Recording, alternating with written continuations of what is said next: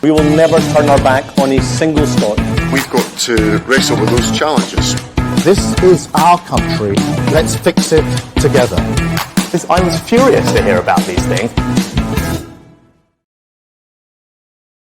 So, hello and welcome to Planet Holyrood. I'm Paul Hutcheon, political editor of the Daily Record. I'm joined again this week by John Ferguson, who's the political editor of the Sunday Mail, and of course Douglas Dickey of the Scottish Daily Express. So, last week we focused on the Labour conference in Liverpool. This week we're going to look back on the fun and games of the Tory conference in Birmingham, and what a hoot it was. It was almost a beauty pageant, if that's the correct phrase, for the four remaining candidates. You've got Kemi Badenoch, James Cleverly, Tom Tugendhat and Robert Jenrick. And I have to be honest with you, it seemed like it was just Tory batshit from beginning to end. So you had Badenoch, who is the Culture Wars candidate, saying of maternity pay that it's gone too far. She also joked that some civil servants should be in prison. Jenrick made some off-colour comments about the SAS killing terrorists and also revealed that the middle name of one of his kids is Thatcher. So all perfectly normal stuff, gents. Were you there, Paul? Yeah, were you down for it? Sadly, no. Sadly, I was covering the Scottish Parliament. I was watching it from afar. I think you might have broke out in hives if you'd walked in, but yeah, it's been quite a weekend. Beauty pageant, I think, is the right way to put it. I think James Cleverly will be the happiest of the four at the end of it. But I think the Tories' biggest issue right now is that they're picking someone who's going to be in opposition for the next 5 years, and it's very hard to get the public excited about that, about the prospect of it. And remains to be seen who the final two are. But I think it was a good week for Cleverly. It was a bad week for Badenoch. She seems to have slipped down the pecking order a little. And but yeah, I mean, I think that's their issue right now. Is it's not who's the best prime ministerial material. The question Tory members need to ask themselves is who's going to be best at holding this Labour government, which is already tying itself in knots to account. It's a bit of an open goal if they can pick the right person. I mean, I think it's interesting. What's interesting for me, John, is that Badenoch started the conference as maybe the favourite, and now she's tanking badly. And I'm thinking that trying to get into the heads of a Conservative, if you're wanting to try and set the agenda, maybe raise an issue that gets a lot of coverage, I can see from a Tory perspective, you might go on ECHR or immigration or something like that. But for her to pick a fight over maternity pay, statutory maternity pay, once you look at it, it's pretty miserly. It just seemed utterly inept. And it's just the sort of latest example of her declaring war on the voters. Yeah, I mean, I think you did get a sense of just how much the candidates are playing to Tory members at the moment, the people that are going to be voting for them. It's difficult to imagine that whoever wins this competition will be the next Conservative Prime Minister. You get the feeling that they're probably going to go through a few leaders before they get out of opposition. I mean, Badenoch in some ways is the most interesting candidate in that Jenrick strikes me as quite a cynical guy. I think he'll say whatever he needs to say to get into power. Badenoch seems to, have a genuine ideological belief in some of the pretty far out things she's saying. She thinks people are being given too much money for maternity leave. She thinks that some cultures aren't as valid as other cultures in Britain. It's pretty bonkers stuff. At the moment, I would agree. I think Cleverly it's a low bar when the the most sensible person is the one that doesn't think that the British Army should be going about murdering people. But it does seem, like that's about the level we're at the moment. That's what passes as a level-headed, sensible thing to be saying in the Conservative leadership race at the moment. I mean, I kind of feel that the reaction to some of Badenoch's comments has been a bit over the top, kind of, off the cuff statements. She rode back on the maternity leave one. I maybe need to recuse myself on, maternity leave. My wife's currently on maternity leave for a year, but I know myself from working kind of, local newspapers, the impact it can have on people taking maternity leave. There's no doubt about it. It does have an impact. It does make things difficult for workplaces of that size. I can imagine for smaller workplaces it's even worse. As for comments about some cultures being less valid, I really don't think you can argue against that. In the sense of, we all spoke about Qatar during the World Cup and its treatment of foreign workers and its treatment of same-sex relationships. I think that's what she's getting at. And here in Britain, I would see people. I mean, the Tories are historically quite hostile to things like same-sex marriages. But I mean, it's interesting to see the Conservatives style themselves as these great social liberals when, by and large, they opposed pretty much every gay rights measure over the last 25 years. Well, Badenoch especially, of course, has got kind of a past on those same-sex marriage issues and whatnot. But I'm just making the point she's made is that some, in terms of Britain, some cultures are less valid. So I think there's been a bit too much made about what she said. The civil service stuff, I don't think MD, obviously they shouldn't go to jail, but I don't think MD in their right mind could argue that a fair proportion of the British civil service was actively working against, the Conservatives over the past few years. I think you've seen that with the amount of leaks that were coming out. So, I don't agree with that. I mean, look, seeing the mat leave stuff, she was asked if her comments meant that maternity pay is excessive, and she said, I think it's gone too far the other way in terms of general business regulation. I mean, how else can you interpret those comments? I mean, I've never heard a Tory actually moan about maternity pay. Maybe I should get out more, but that's not a moan that I hear from Conservatives. It was just so inept, far out, and just out of touch that I do think it's disqualifying for her in terms of the leadership. In terms of the other cultures comment, I mean, that's just a dog whistle. And as for the civil service comment, that's pure Trump. If you look at what Trump is saying over in the US just now about filling the US civil service with political appointees and sacking other officials, she's looking at him on that. And I think she's kind of gone into the Tory conference thinking that if I just be like a British Trump, this is going to work for me. But she's so incompetent, so useless that it's backfired on her. I think she has shown a certain amount of naivety in making these comments. But I think they've been.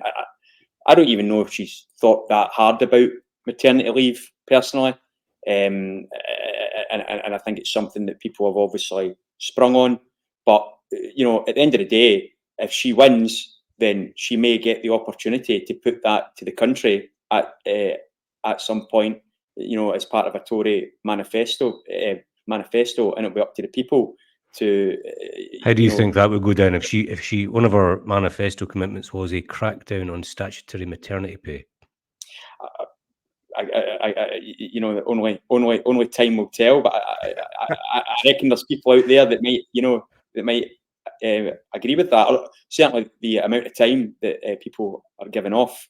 I know I'm going to be working extra hard to pay the bills in a few months, so it's just because of the situation we're in. So, I mean, ultimately, she has positioned herself as the culture wars candidate, and I think that's going to play pretty well with the Tory base, and of course whether it plays well with the country. As I say, we've got 5 years to find out, and that is whoever wins this. That is the biggest problem, is that they can't do anything for 5 years. This, despite what you might read on social media, this Labour government's going nowhere for the time being. So whoever wins, no matter who wins, is going to be faced with that same problem. I mean, I think that's absolutely right, that you will see this culture wars issue taking centre stage, not just in this leadership race, but into the next 5 years. I mean, if you consider how totally obsessed the Conservatives were with immigration, even when they had been in government for over 10 years, and arguably any issues with immigration were issues that, they were pointing out their own failure. And so now that they're in opposition, I think that you're going to see that absolutely ramped up to unbelievable proportions, especially when they're going to have this existential threat from reform hanging over them. Everything seemed to be tailored towards those reform voters. I didn't hear anything that was about winning back voters lost to Labour. It all seemed to be about Farage and his mob. That's it. They're in a kind of impossible position in a sense, in that I think everybody knows that you win elections in Britain from the centre ground, but the Tories are now in this position where they're going to be trying to inhabit that centre ground, and at the same time inhabit this ground way to the right of that they're terrified is going to get taken off of them by someone else. I mean, in terms of, I think it just points out exactly what you said, that there's the things that she's saying or suggesting our British values aren't really consistent with the kind of policies that she would pursue. Mat leave is clearly something that's there to help women in the workplace and try to create an even playing field and support families. And, the things she's saying in terms of cultures that are more valuable, just, it feels like she's talking at cross purposes, doesn't it? I mean, the one thing I would say about the stuff that she's saying about some cultures not being as valid is that I think, you can see across all of politics at the moment, when you look at the global situation that's unfolding, and that there is a fundamental problem across all of Britain's main parties and in America, that they don't really seem to value certain cultures, and as a result of that, the people's lives that live within those cultures as highly as they do others. So stepping into the fire was the new Scottish Tory leader, Russell Findlay, who defeated Murdo Fraser and Megan Gallagher comfortably last week. We have to say it was a landslide win for Russell. He was down in Birmingham this week, and I think Russell, would be fair to say, is probably on the left of the Conservative Party in UK terms. I'm just wondering what he thought about all of this stuff, because if you're a Scottish Labour leader or a Scottish Tory leader, you're always being asked to account for or comment on bonker stuff that happens in the UK party. So you think of the Corbyn era and all the nonsense that happened there. It was just a nightmare for Scottish Labour. Russell's going down to Birmingham, and he's probably been asked about, do you support maternity pay? Are all cultures equal? Do you want to jail civil servants? It did seem like a bit of a baptism of fire for him. Yeah, I mean, I think that's absolutely right. I think Russell's a pretty pragmatic guy. I think that you're right. I think he would probably be considered to be on the left of the Conservative Party. I don't think that he's someone who's really got that much interest in the issues that the Conservative Party more generally in England are absolutely obsessed with. I think it's going to be a problem for him. You can see already that the sort of policy platform he's setting out is, it's not about immigration and all of that stuff. It's about the normal things that people are concerned with every day. And at some point there's going to be a clash there, isn't there? Perhaps he shouldn't have been quite so dismissive of, Murdo Fraser's previous plan to split away from the UK party. He was very, very critical of that throughout the leadership. Maybe after this weekend, he's kind of looking at it again and thinking, it might not be the worst idea in the world. But I think there's a real opportunity for Russell and the Tories, actually. I mean, they are, let's not dress this up. They're in a bad place in Scotland right now. They're in a bad place in the UK. But I think there is that opportunity for a kind of fresh start for them. And the independence question has cast a massive shadow over Scottish politics. The same way, from a Tory point of view, Boris Johnson has cast a shadow, over the Conservatives for the past few years. They're both gone. The Tories are in opposition at Westminster. They're in opposition at Holyrood.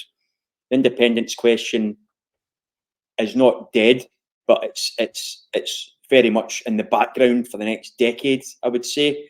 And there's an opportunity there to, present what conservatism actually is. And I think a lot of people have forgotten that. It's about, low tax, but business friendly, those kind of things that have been kind of forgotten. They've been bogged down again on gender issues and things like that. It's kind of bogged them down. It bogged them down under Douglas Ross, and I think Russell Findlay's got the opportunity to kind of break away from that and really set out what being conservative means. I remain convinced, and I think the general election backs this up. There are huge swathes of Scotland that are conservative with a small c. Now, they might not turn blue at election time, but if you go to these places, certainly socially conservative, even in the Central Belt, and then when you go, up to Perthshire and the Highlands and Moray and the North East, socially and kind of fiscally conservative, but they've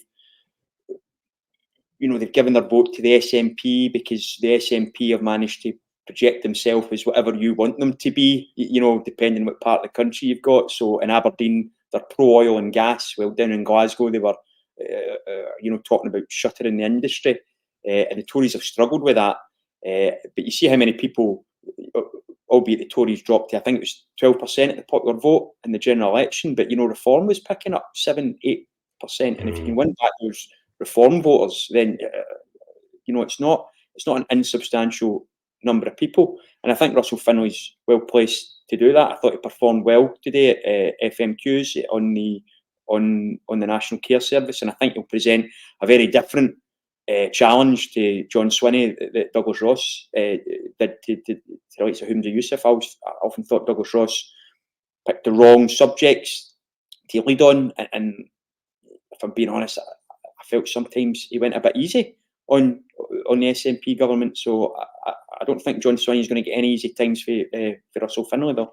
Well, I think FMQs, it shows what Russell Findlay's problem is. So he raised a good issue on the National Care Service, but then he opened himself up to an attack by John Swinney on his previous support for Liz Truss, which frankly was pretty naive, often when he said it back in 2022. And, Russell will want to be focusing on the future, but his opponents are always going to try and drag him back to the past, particularly his support for Truss, but also things like Partygate, Sunak's behaviour during the election campaign, and also Douglas Ross. So he's always going to have this monkey on his back. And I just think that regardless of how good he could be, the laws of political gravity are against him in the context of the 2026 election. Because if you think of every devolved election since 1999, there's only really been one centre-right party, and that is the Scottish Conservatives. There's been a multitude of centre-left parties. This time around, the Scottish Tories have probably got competition for the first time ever in a Holyrood election with Reform, who don't really have any sort of presence up here, yet hammered the Tories in a hell of a lot of constituencies the general election, and the polls show them making quite a significant breakthrough in less than 18 months. So I think just a combination of people's distaste for the Conservatives at this moment in time, plus reform probably not fizzling out by the time of the 2026 election, means that Russell Findlay's got the toughest job of any Scottish Tory leader since the history of the Scottish Parliament. That's my take. I just think that the odds are well and truly against him, and I'm not sure what he's got in him to turn that around. I just think that he's swimming against the tide. I mean, sorry, John, on you go. I think that assessment is pretty spot on in the sense that no matter who it was at this particular moment in time, they're going to have a really big challenge with the rise of reform. I think if you took that out of the equation, he did pretty well in FMQs today. He kept it simple. He got the feeling that Swinney was a bit rattled, and when he hit him just with this direct accusation that he was potentially going to waste billions of pounds in the National Care Service, and that he should just directly invest in frontline services now. I think in terms of the Liz Truss, I don't think it was necessarily that Russell opened himself up to that so much as that was a bullet that was always going to be fired, and it's a question of how many times you can fire it. I mean, he opened himself up to it in the sense that he opened his mouth, yeah, and supported her in the first place. I don't know how many times you can keep on going on about that, but I mean, yeah, I think he did a pretty good job, and you get the sense that if all other things were equal, he is someone that potentially could be a bit of a sort of Ruth Davidson type leader, in the sense that they will be able to reach out beyond the normal Conservative vote. The thing is with Ruth, John, is that the referendum made Ruth. If it wasn't for the referendum, she would have had no political success at all, because that split the country down the middle in terms of yes and no. She capitalised on that. If it's simply been the age-old debate on centre-left versus centre-right, about a big state, small state, she would have continued the Tory record of failure. So it was actually the SNP that kind of created the Ruth Davidson success project. I guess what you're getting, the question you're asking is whether Douglas is right and that there is more people than you think that potentially are in their mind on the sort of centre right of the political spectrum, and if someone comes along that they think is credible, then they might vote for them. Time will tell. I think the thing is, so is, I think Paul makes, you make a point about the referendum making Ruth Davidson, but it also made the Scottish Tories more relevant in the overall debate.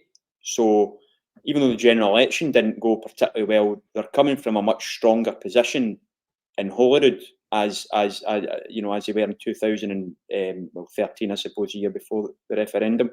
So I mean, you were asking what Russell can do. I think Russell's, he's a street fighter. He's going to scrap for every vote.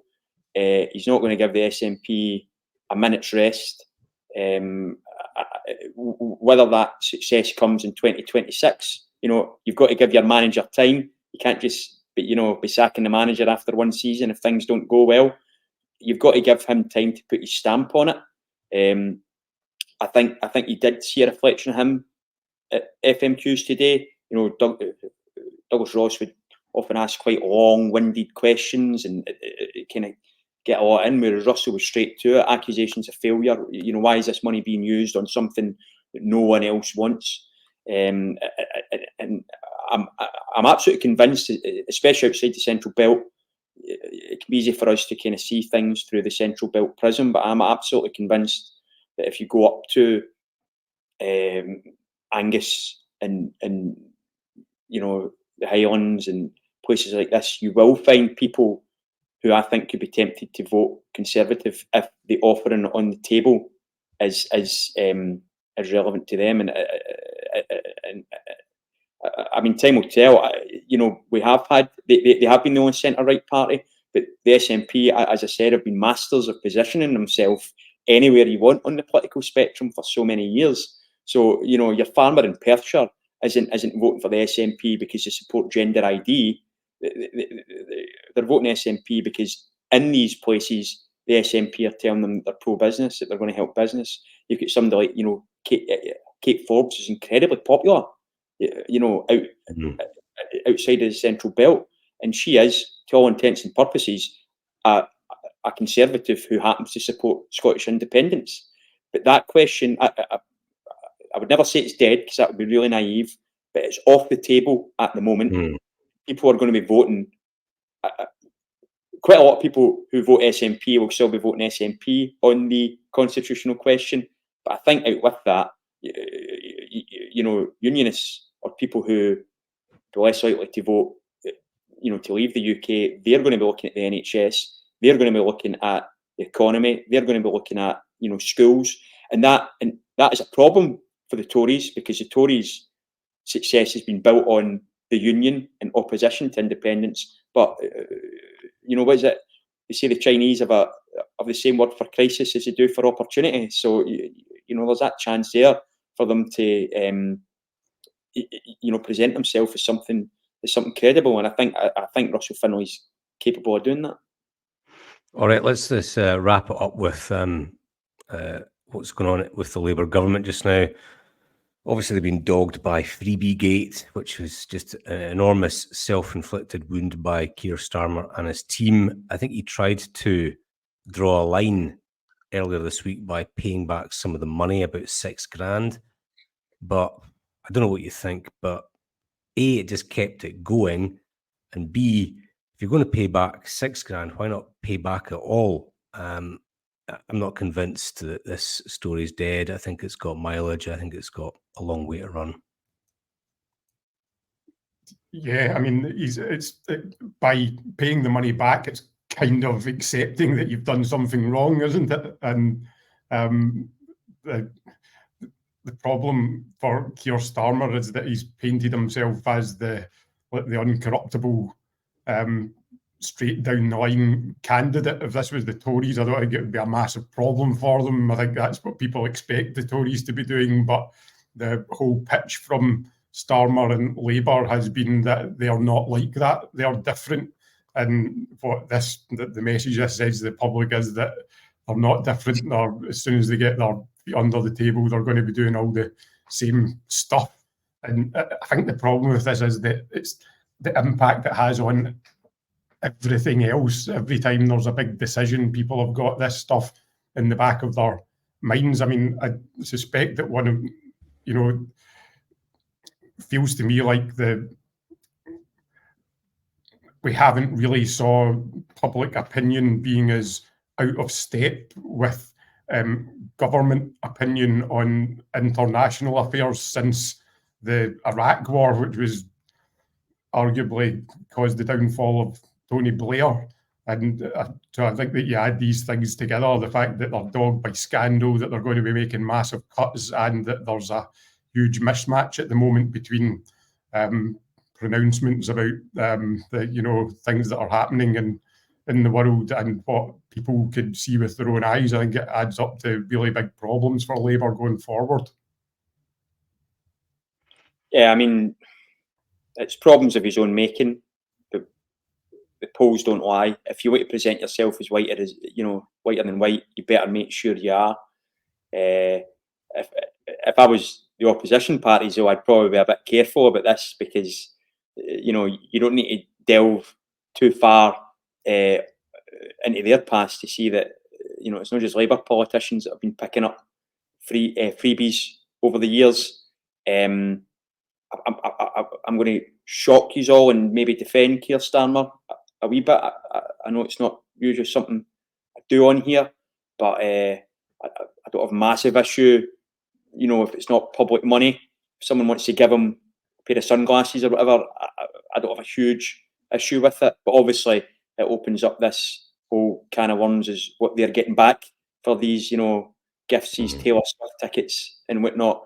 And I think from his point of view, the one bonus point he's got is that we still remain 3 months into a 5-year government. There's plenty of time for this to become tomorrow's chip paper. But for the time being, it's not going to go away. And with this budget, this horrendous budget that we've already been told it's going to be savage on the horizon, it's going to be a really tricky few months for Sir Keir Starmer and Labour. But yeah, I mean, he's just it's almost an admission of guilt, I think, by paying back this 6,000. He knew he shouldn't have done it, and I think they might be a bit more reluctant to go to football matches, go to that Arsenal box from now on in, just as Arsenal look like they might win the league as well. Poor Keir. Yeah, I just think if you're a politician, buy your own clothes. I mean, you're well paid. You can afford your own suit. You can afford your own sunglasses. Just do it. He's not as well paid as Sue Gray, mind you, but she can afford their own clothes as well. It's interesting, like you guys, I was doing the mandatory company modules that covered the Bribery Act, and I can't say that anyone's particularly offering me gifts, but there's really strict rules that we as lowly journalists need to follow about what you can accept and what has to be clear. That as soon as you go over something that's worth £100, you really need to be careful whether that's coming in the form of tickets or whatever. And so it does seem kind of incredible, doesn't it, that industry is regulated in that way, but that politicians seem to be able to accept thousands and thousands of pounds, and it's perceived as not being a big problem. I think there's that disconnect that the public can see. I mean, absolutely. The only thing I get through the post is hate mail. I don't get any decent things. If any viewers want to buy me a suit, I would certainly consider it, but I can't do anything in return for it. Or maybe hospitality at Ibrox. Well, you're a regular there. I don't think you need any help getting to Ibrox, Dougie. All right, listen, thank you, John, and to Dougie for that. Hope you enjoyed Planet Holyrood, and join us again next week for another episode. We will never turn our back on a single Scot. We've got to wrestle with those challenges. This is our country. Let's fix it together. I was furious to hear about these things.